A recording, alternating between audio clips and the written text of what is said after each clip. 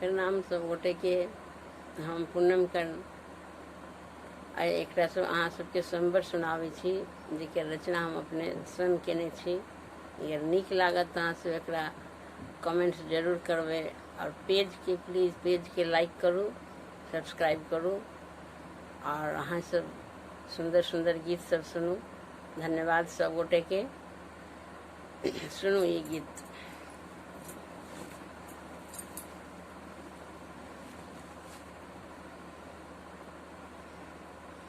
आज शुभ दिन भेल मिथिला नगरिया से, मिथिला नगरिया से दुल्हा बनल श्री राम गे माई।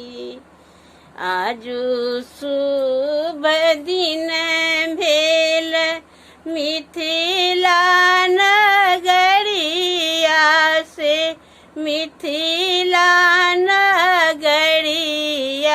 से दुल्हा बनल श्री राम गे माई। दुल्हा बनल श्री राम गे माई। कहाँ माँ बैसाएब राम चारू भाई के, कहाँ माँ बैसाएब बरियात गे माई। कहाँ माँ बैसाएब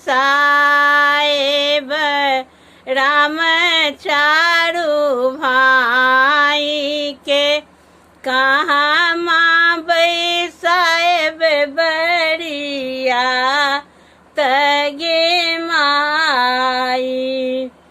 मरबा बैसाएब राम चारू भाई के, दुआरे बैसाएब बरियात गे माई। कहाँ माँ बैसाएब राम चारू भाई के, दुआरे बैसाएब बरियात गे माई।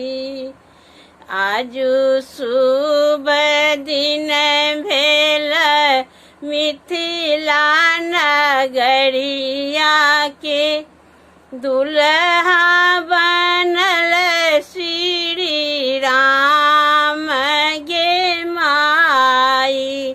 दुल्हा बनल श्री राम गे माई। मचिया बैसल छथि वशिष्ठ विश्वामित्र, शिव संग देव गुरु लोक गे माई।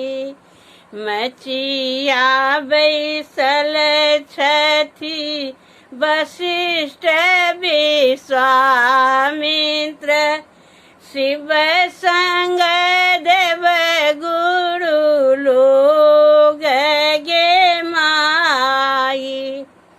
पंडित सतानंद मंत्र पढ़ावती, होम लागल कन्या दान गे माई। पंडित सतानंद मंत्र पढ़ावती, होम लागल कन्या दान गे माई। कन्या दान कए उठला जनक ऋषि, मोती जकाँ झरै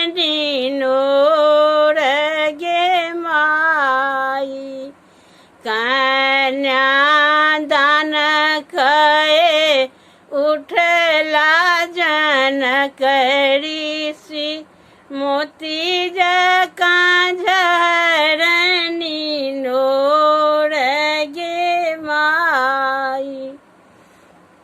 आजू शुभ दिन भेल मिथिला नगरिया के दुल्हा बनल श्री राम गे माई।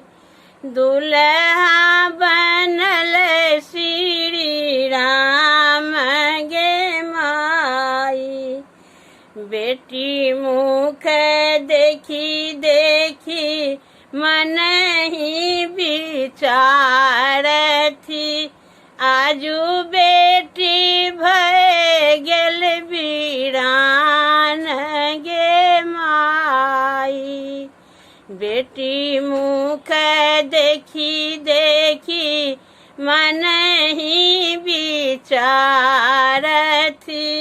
आजू बेटी भय गेल वीरान गे माई। सुन माजे रहत बेटी फेरो से बदली तहूँ। सिंदूर फेरलो नहीं जाई गे माई। सुन माजे रहत बेटी फेरो से बदली तहूँ। सिंदूर फेरलो नहीं जाई गे माई। आजू शुभ दिन भेल मिथिला नगरिया से दुल्हा बनल श्री राम